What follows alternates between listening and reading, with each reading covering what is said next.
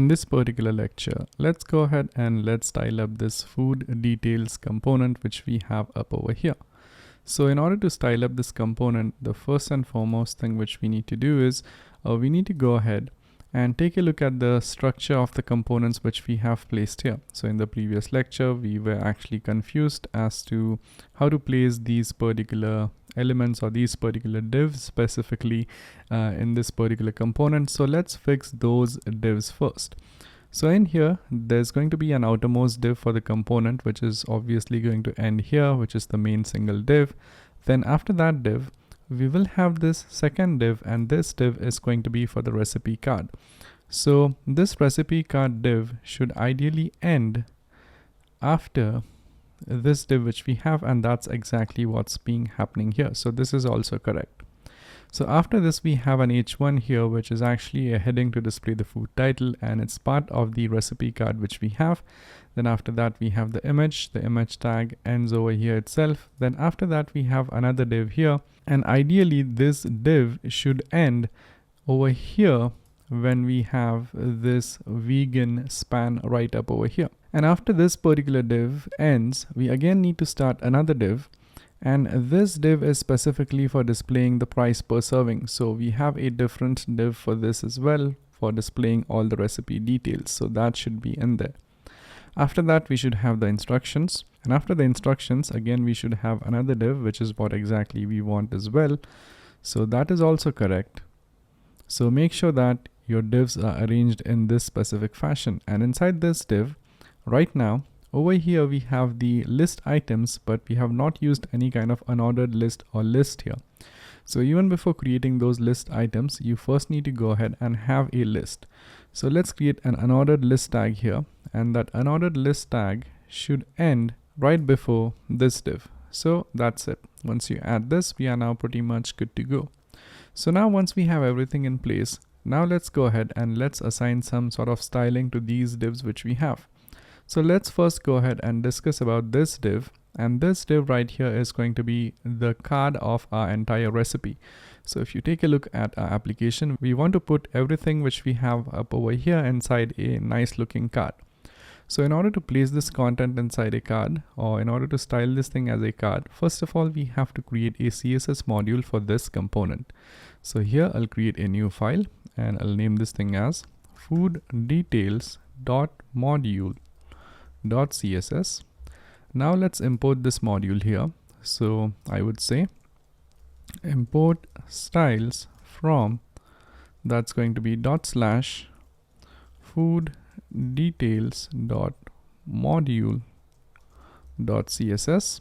And once we are done with this, let's go ahead and let's create a class over here for this div which we have. So this is our main div, but this div is going to be for the card.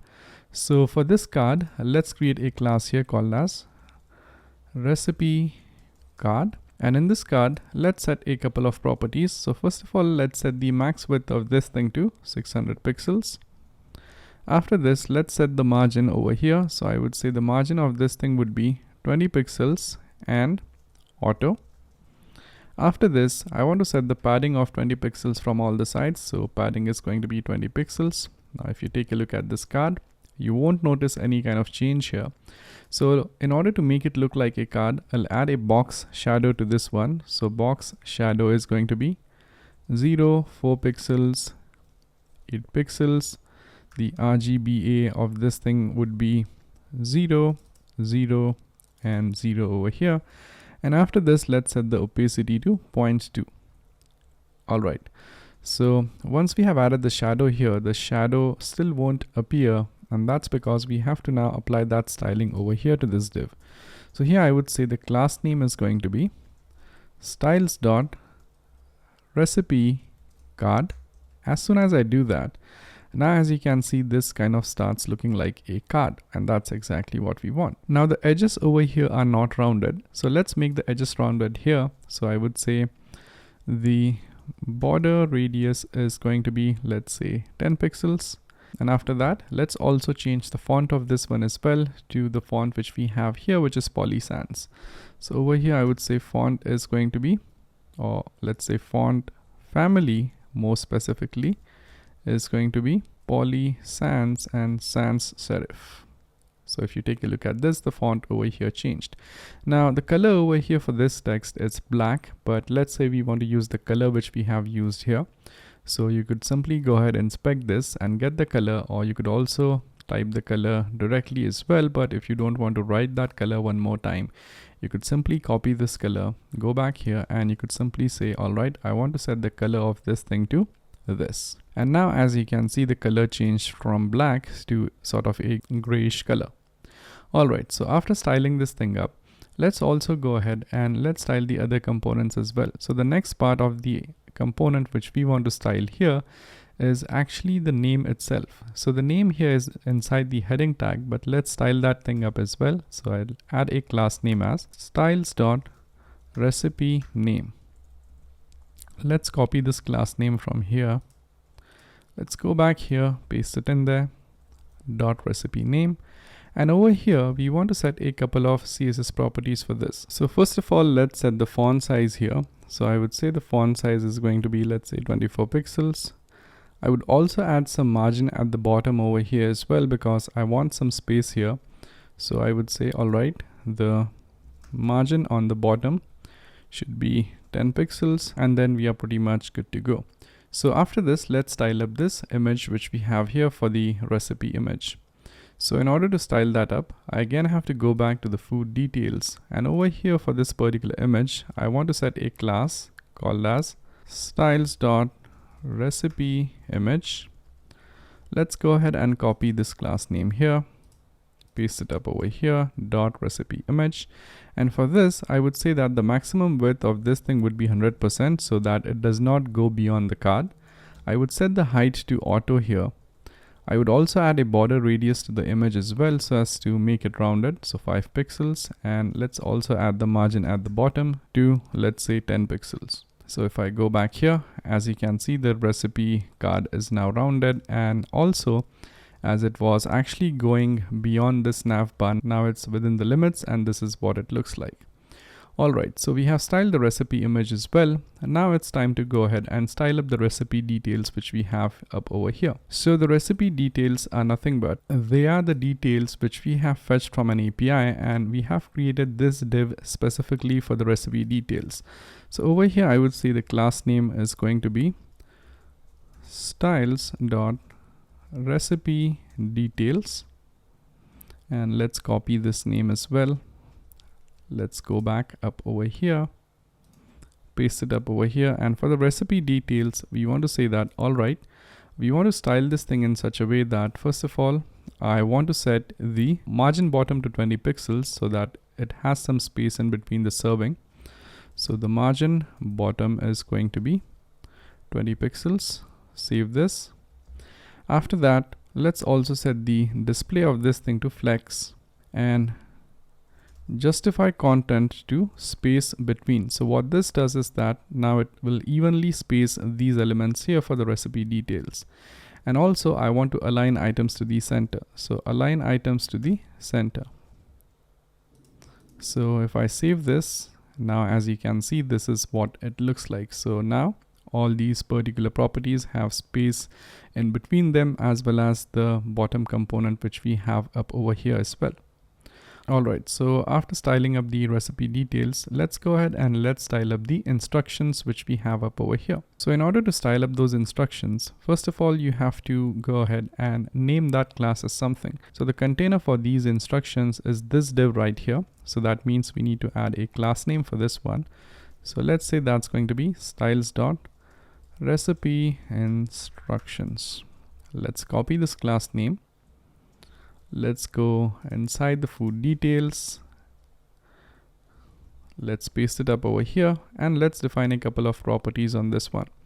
So let's save this file first. Let's head back here, and let's say for the recipe instructions, we want to add a padding of 0 on all the sides.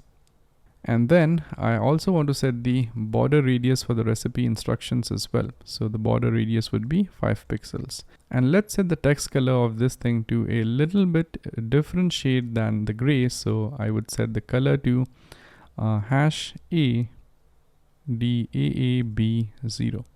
So once I set this, this is what the instructions are going to look like. So they are not in a gray color, but they are slightly fader. All right, so once we have styled this class right here, let's say I also want to style this list as well, which is this unordered list which I have. And also let's say I want to style the list items as well. So as we have already styled those divs, we could make use of the same class which we have here, which is .recipe instructions. So I could say .recipe instructions. And if I want to style the ordered list inside that particular instructions, I simply could say recipe instructions of ordered list and then style this thing up as I want. So let's say I want to set the margin left to 0 pixels. So I would say margin on the left would be 0 pixels for this one. And after that, let's also style the list items as well. So .recipe instructions and then style the list items inside that div. So I would set the margin to 10 pixels and 0 pixels. So this is what the instructions right now look like. All right, so once we are done with this, as you can see, the recipe detail view is now pretty much complete.